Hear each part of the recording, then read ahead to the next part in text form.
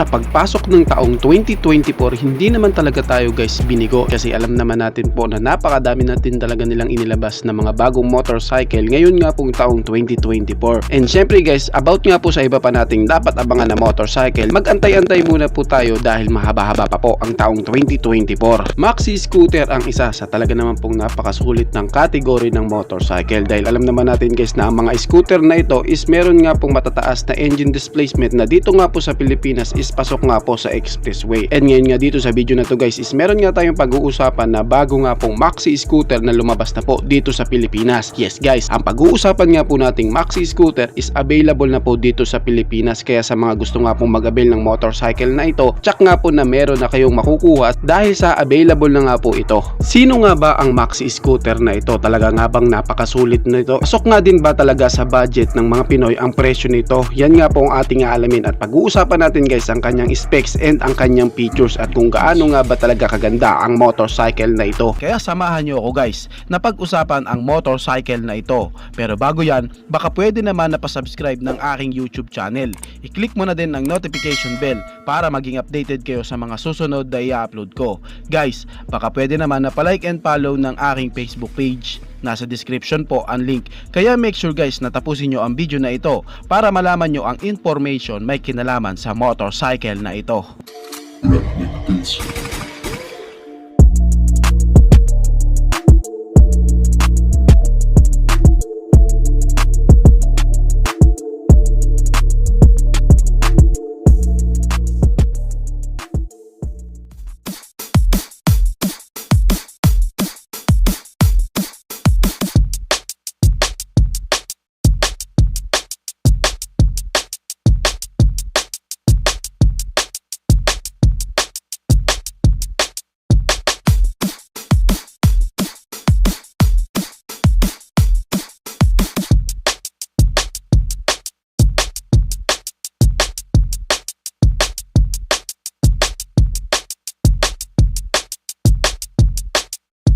Ang tinutukoy ko nga guys is walang iba kundi si QJ Motor Fortress 400cc. Yes guys, ang maxi scooter nga po na ito na bagong 400cc is naandito na nga po sa Pilipinas. Available na yan dito guys. Ngayon ang tanong, saan nga ba at sino nga ba ang QJ Motors? Ang QJ Motors guys ay isa nga po kinikilala at pinagkakatiwalaan na motorcycle brand sa bansang China.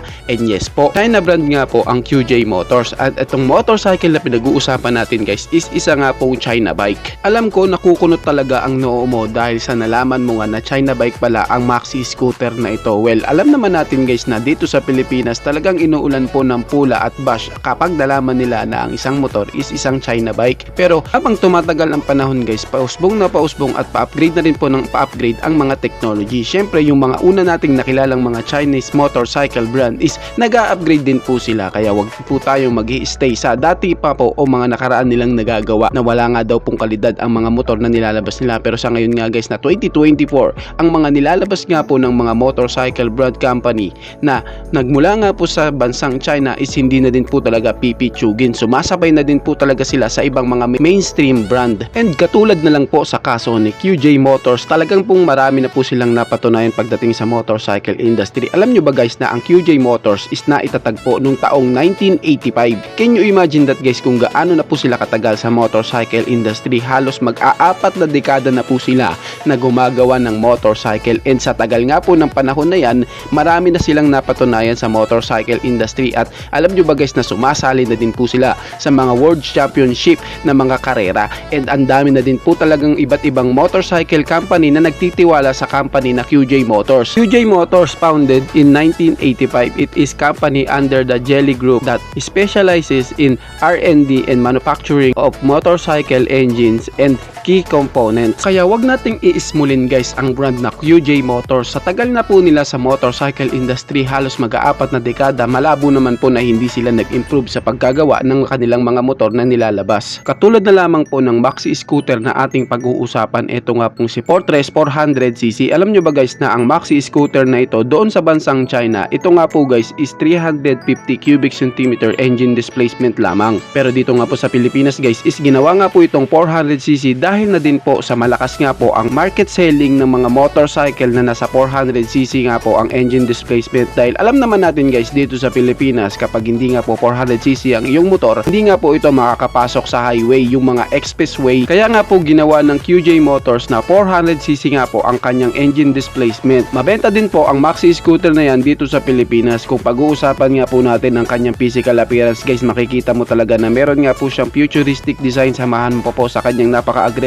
looking, lalo na nga po yung kanyang headlight. Samahan mo pa po sa mga bago nga pong new technology na nakalagay sa kanya and safety features. Ngayon guys, pag-usapan naman po natin ang kanyang engine specs. Pagdating nga guys sa kanyang engine, meron nga po itong 400 cubic centimeter engine displacement, naka 4-stroke, single cylinder, single overhead cam with 4 valves. And pagdating nga guys sa kanyang fuel system, siya nga po is naka EFI o electronic fuel injected, na makakaasa ka nga guys na meron nga po siyang matipid na gas consumption na kumukonsumo nga po ng 35 km per liter. Para nga po sa isang 400cc na maxi scooter guys, matipid na nga po ang gas consumption na yan. At pagdating naman po sa kanyang cooling system, siya nga po guys is naka liquid cooled engine. Ngayon guys, pag-usapan naman po natin ang kanyang power output. Pagdating nga po guys sa kanyang maximum power, meron nga po siyang 33.8 HP at 7,500 RPM, and meron naman po siyang maximum torque na 33.5 Newton meter of torque at 6,000 RPM. Para nga po sa power output na yan guys, accurate na rin po para sa isang 400cc na maxi scooter na meron nga pong power na hindi ka mabibigla,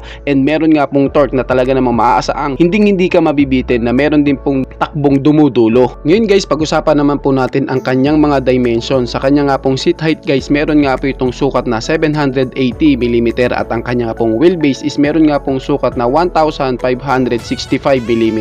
Ito nga po guys ang isa sa nakikita kong downside sa kanya, dahil sa meron nga po siyang bigat na 190kg. Para nga po sa isang 400cc na maxi scooter, mabigat po ang kilo na yan. Pagdating po sa kanyang ground clearance, meron po siyang 150mm, and pagdating po sa kanyang fuel tank capacity, meron nga po siya guys na fuel tank capacity na 14 liters. Samahan mo pa sa kanyang gas consumption na 35 km per liter. Tsak nga po na pwede talaga po ang maxi scooter na to sa long ride, kasi meron siyang malaking tangke, tapos meron pang matipid na gas consumption. Ngayon guys, pag-usapan naman po natin ang kanyang mga suspension. Isa sa mahalaga nga pong features at kailangang malaman sa isang maxi scooter. Pagdating nga sa kanyang front suspension guys, ginagamitan nga po ito na 33mm KYB telescopic forks, at sa kanya naman pong rear suspension, siya nga po is meron nga pong twin adjustable shock absorbers. Ngayon, pag-usapan naman po natin ang kanyang braking system. Pagdating nga po sa kanyang unahang brakes, meron nga po itong 265mm dual disc brake with 4 piston caliper, and equipped na nga din po ito guys ng ABS o anti-lock braking system. Sa likuran naman po is meron din pong same na sukat na 265 single disc, and meron naman po siyang 2 piston calipers with ABS o anti-lock braking system. Kaya makakaasa ka guys na ang motorcycle nito is meron din po talagang safety features yung kanya nga pong braking system, na isa sa mahalaga nga po lalo na sa mga ganito kalalaking engine displacement. Ngayon guys, pag-usapan naman po natin ang sukat ng kanyang mga gulong. Sa unahan nga po, meron po siyang sukat na 120/70/15. Sa likuran naman po is meron pong malapad na sukat na 150/70/14. Kung pag-uusapan naman natin guys ang itsura ng motorcycle na ito, meron nga rin po talaga siyang aggressiveness. Samahan mo pa po sa kanyang mga quality na ginamit sa kanyang mga materials. And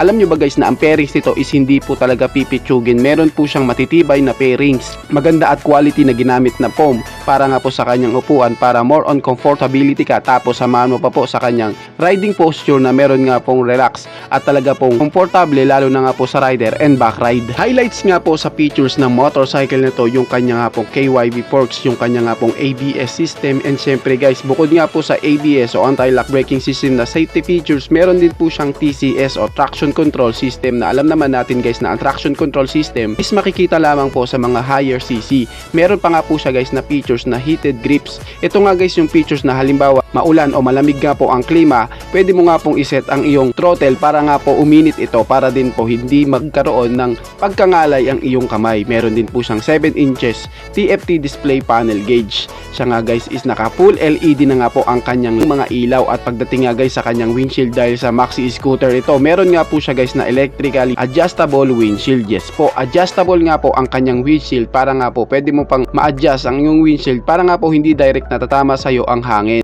Ang QJ Motors Sport 3 400cc nga guys is available na po dito sa Pilipinas. Kung tatanungin nyo naman po ang kanyang presyo, ito nga guys is nagkakahalaga ng 349,900 pesos. Kayo guys, ano ang masisay nyo para sa presyo na yan? Pakicomment naman po ang inyong reaksyon dyan sa comment section at atin po yung babasahin. Pero my personal opinion guys, parang masyadong mataas nga po ang presyo na yan para sa isang 400cc na maxi scooter na nagbula po sa bansang China. Pero syempre, nakadepende pa rin po yan sa tao na bibili. Ganun pa man, pasimula pa lamang po ng taong 2024, maglalabasan na nga po ang mga dapat nating abangan na mga motorcycle. Kaya sa mga susunod nga po na update patungkol nga po sa iba't iba pa po motorcycle na ilalabas dito sa Pilipinas, tsak po na agad ko din kayong sasabihan. And syempre, talagang kaabang-abang ang mga motor na yan. Katulad na lang po ng ating napag-usapan sa episode natin sa ngayon, si QJ Motor Fortress 400cc. Kayo guys, ano ang masasabi nyo sa motor na ito? Pakicomment naman ang inyong reaksyon. Maraming salamat po.